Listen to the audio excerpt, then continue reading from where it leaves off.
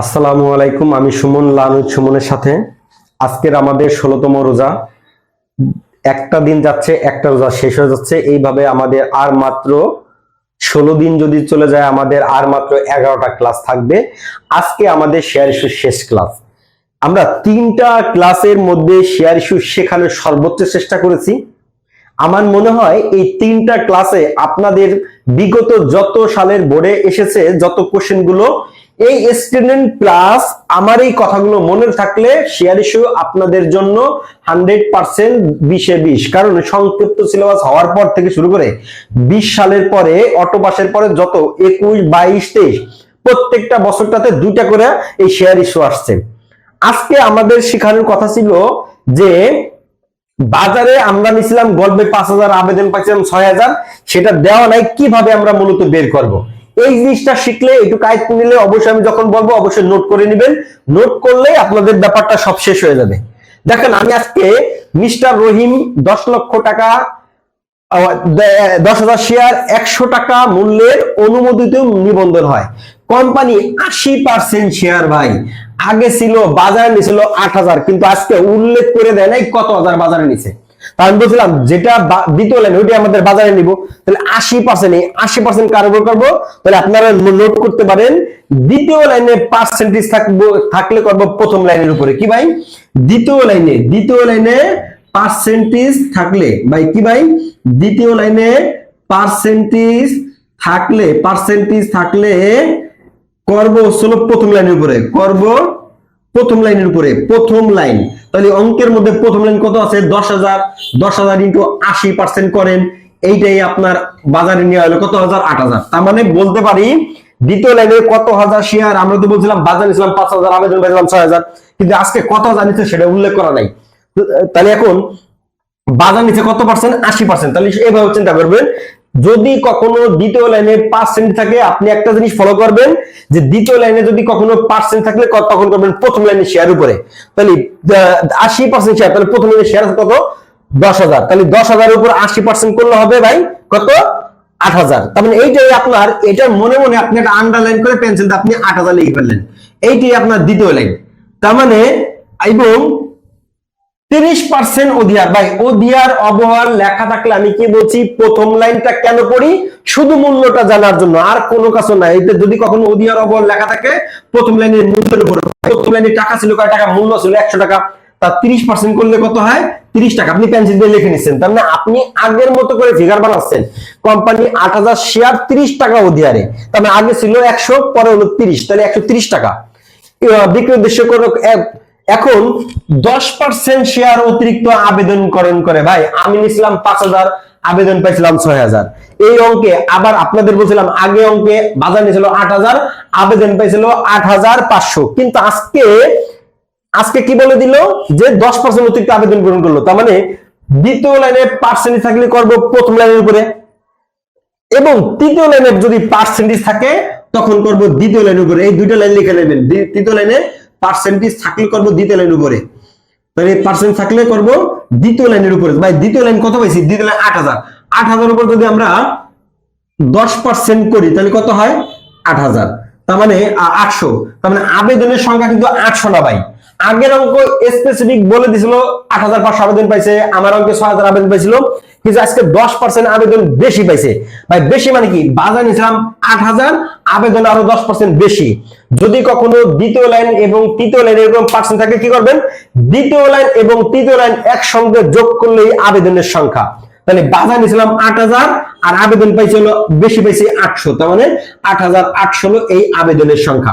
তার মানে সহজভাবে বলতে পারি, আপনি যদি কখনো দ্বিতীয় লাইন এবং তৃতীয় লাইনে, অনেক সময় ভাই দ্বিতীয় লাইনে পার্সেন্টেজ না থাকতে পারে, তাহলে মাথায় রাখবেন দ্বিতীয় লাইনে পার্সেন্ট থাকলে করবেন তৃতীয় লাইনে, এবং তৃতীয় লাইনে পার্সেন্ট থাকলে করবেন দ্বিতীয় লাইনে। এইটুকু আপনি মনে রাখবেন, তাহলে কিন্তু আপনার অঙ্কটা শেষ হয়ে যাচ্ছে। তার মানে 80% করলে 8,000 আর 10% অতিরিক্ত, মানে 8,000 উপর 10% করলে 800, তার মানে এটাই আপনার আবেদনের সংখ্যা। আবার এই কোশ্চেনে ক নাম্বার যাবে যে ইস্যুকৃত শেয়ারের সংখ্যা কত? ইস্যু বলতে বাজারে যেটাকে নেওয়া হয় সেটাই ইস্যু। তাহলে ইস্যুকৃত শেয়ার সংখ্যা কত? এই আপনারা 8,000। মোট আবেদনের সংখ্যা কত? 8,000 আর 800, 8,800। তার মানে এইটাই আপনার ক নাম্বার হবে। তার মানে জাবেদা পারলেই ক নাম্বার অটোমেটিক শেষ। এখন যদি আমরা জাবেদা করি ভাই 30% ওডিআর, তার মানে 30% ওডিআর বলতে আমরা এই ওডিআর স্ট্যান্ডার্ডটা ফলো করব। তাহলে প্রথম জাবেদা কি হবে ভাই? প্রথম জাবেদা হবে ব্যাংক হিসাব ডেবিট। কি ভাই? ব্যাংক হিসাব ডেবিট, শেয়ার আবেদন ক্রেডিট। ভাই লেখছিল 6000, তাহলে আপনারা লিখবেন কত? আপনার আবেদন কি 6000?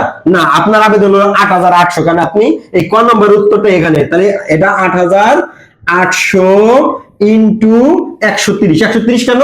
কারণ 100 আর হলো 30 বেশি, তাহলে 130। তাই হয় 11,44,000 টাকা। 11,44,000 ব্যাংক হিসাব ডেবিট, শেয়ার আবেদন হিসাব ক্রেডিট 11,44,000। পরে যাবে কি হবে ভাই? পরে যাবে শেয়ার আবেদন হিসাব ডেবিট। কি ভাই?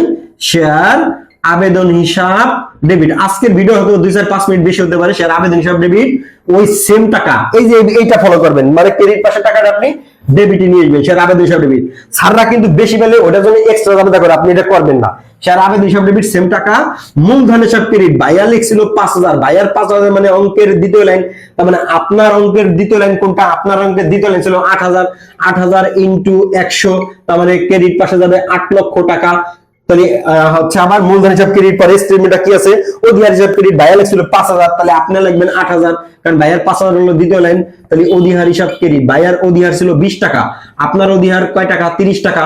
তার মানে 8000 ইন্টু কত? 30। এখন অনেকে বলবে যে আমাদের স্যাররা তো এত শেয়ার এত টাকা করে, ভাই কাহিনী লিখলে হবে এইভাবে আপনি গুণ করেন, এর অর্থে আপনি ওই কাহিনীর কথাগুলোই আপনি মূলত লিখতেছেন। তার মানে 8000 বিভক্ত কত? 2,40,000। এবং ভাইয়ার ব্যাংক হিসাব ক্রেডিট, ভাইয়ার ছিল 1000। 1000 মানে বেশি, তাহলে আপনার অঙ্কের বেশি কত? এই 10% অতিরিক্ত, কারণ অতিরিক্ত হয়েছিল কত? 800। তাহলে মানে লিখবো ব্যাংক হিসাব ক্রেডিট, লিখবো 800 ইন্টু 30।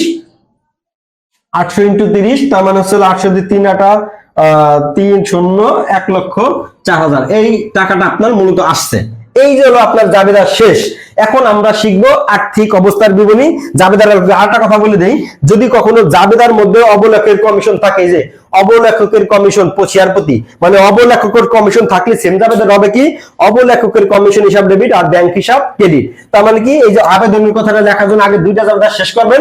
অবলেখকের কমিশন থাকলে জাবেদা হবে অবলেখকের কমিশন ডেবিট, ব্যাংক হিসাব ক্রেডিট। পরে যদি অবলেখক না থাকে, ব্যাংক চার্জ থাকে, তাহলে ব্যাংক চার্জ ডেবিট, ব্যাংক হিসাব ক্রেডিট। যদি ব্যাংক চার্জ না থাকে, প্রাথমিক খরচ থাকে, প্রাথমিক খরচ ডেবিট, ব্যাংক হিসাব ক্রেডিট। 2017 সালে ঢাকা বোর্ডে একটা কোশ্চেন ছিল, ওখানে অবলেখক না প্রাথমিক খরচ না বলে অ্যান্টনি ফি লাগাইছিল। অ্যান্টনি ফির অপর নাম অবলেখক, প্রাথমিক খরচ। আপনি ভাই অনেক ওয়ার্ড যদি এরকম নতুন কোন ওয়ার্ড আসে, আপনি যদি না বোঝেন, ওইটা ডেবিট ব্যাংক ক্রেডিট, মানে যা থাকবে সেটা ডেবিট আর ব্যাংক ক্রেডিট লিখে দেবেন, যাবে এখানেই শেষ। এখন আমরা এই জাবেদার আলোকে কিভাবে আর্থিক অবস্থার বিবরণী শিখবো। আর্থিক অবস্থার বিবরণীটা আপনি একবারে ধৈর্য সহকারে একটু আমার কথাগুলো শুনবেন, লেখাটা না বুঝলেও আগে শুনে, অনেক সময় গল্প শুনেও ভাই অনেক কিছু করা যায়। আপনি এই কারণে মনোযোগ সহকারে শুনবেন। আমি উপরে দায় সম্বল লিখছি, ইচ্ছা করলে আপনি সম্পদ সময় উপরে লিখতে পারবেন, কোনো সমস্যা নাই। দায় সম্বল লিখলে যে ভুল হবে না। অনেক সারা বলবে দায় সম্বল লিখতে হবে না, ভাই এই সময় এল প্লাস ওই, মানে সম্পদ দায় সমান হলেই হয়েছে। এখন এই দায় সম্বল লিখে প্রথম লিখবেন 3টা কথা চোখ বন্ধ করে মুখস্থ। এক ফার্স্ট লিখবেন অনুমোদিত মূলধন। অনুমোদিত বলতে প্রথম লাইন বুঝবেন। কি কোন লাইন বুঝবেন ভাই? এখানে আপনি অবশ্যই লিখে নেন অনুমোদিত মূলধন বলতে প্রথম লাইন। তাহলে আপনার অঙ্কের প্রথম লাইন কত আছে ভাই? প্রথম লাইন আছে 10,000 শেয়ার 100 টাকা করে। কত ভাই? 10,000 শেয়ার 100 টাকা করে, এই 10 লক্ষ টাকা। এইটাই আপনার প্রথম লাইন, এইটা আমাদের অঙ্ক শেষ। তার মানে বলতে পারি মুখস্থের মধ্যে 3টা কথা লাগবেন, অনুমোদিত মূলধন, ইস্যুবিলি তলবকৃত মূলধন, আদায়কৃত মূলধন। এই অনুমোদিত মূলধন প্রথম লাইন, ইস্যুবিলি তলবকৃত মূলধন অঙ্কের দ্বিতীয় লাইন। ভাই দ্বিতীয় লাইন কত?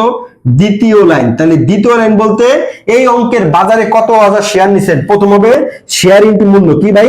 শেয়ার গুণন মূল্য, এটা হলো মূলত এটা এই গুণফলটা। তার মানে কি ইস্যুবিলি তলবকৃত বলতে দ্বিতীয় লাইন। তাহলে অঙ্কের মধ্যে দ্বিতীয় লাইন শেয়ার আছে কত? শেয়ার আছে ভাই কত? 8000। মূল্য যদি আপনি কোন স্টুডেন্ট যদি 130 টাকা লেখে তাও হবে, 100 টাকা লিখলে তাও হবে। আপনি একটা কাজ করবেন, আপনি সহজভাবে মনে রাখবেন যে প্রথমে লাইনে যা দেবেন A to Z, অনুমোদিত মূলধন, ইস্যুবিলি তলবকৃত মূলধন, আদায়কৃত মূলধন, 3টাই সেম টাকা দিবেন। আর যদি বেশি বুঝেন, মানে একটু যদি মেধাবী হন বা একটু মনে রাখতে হবেন, তাই অনুমোদিত ইস্যুবিলি তলবকৃত মূলধন বলতে অঙ্কের দ্বিতীয় লাইন, ওদিয়ার থাকলে ওদিয়ার, অবহার থাকলে অবহারটা বাদ দিবেন, সমর থাকলে সমর। আর এটা যদি না বুঝেন এ টু জেড সবসময় দ্বিতীয় লাইনে শেয়ার ইনটু মূল্য সবসময় ওই টাকাটাই দিয়ে দিবেন। তারপরে এটা কত, এটা 8 লক্ষ, এটা ক্লোজ করে দিবেন। এই দুইটা টাকা ক্লোজ। যদি এখানে 130 লিখতেন তার সমস্যা হতো না, যদি এখানে 130 লিখেন, কারণ এই দুইটা টাকার কোনো দাম নাই। তার মানে দায় সম্বলিকা মুখস্থ কথা লাগবেন, অনুমোদিত মূলধন, ইস্যুগুলি তলবকৃত মূলধন আর আদায়কৃত মূলধন। আদায়কৃত মূলধন বলতে জাবেদার মধ্যে মূলধনের টাকা। এই তিনটা কথা অবশ্যই আগে লিখবেন, জাবেদার মধ্যে মূলধনের টাকা। তো অনুমোদিত মূলধন বলতে কোন লাইন, অঙ্কের প্রথম লাইন। আদায়কৃত ইস্যুগুলি তলবকৃত মূলধন বলতে অঙ্কের দ্বিতীয় লাইন।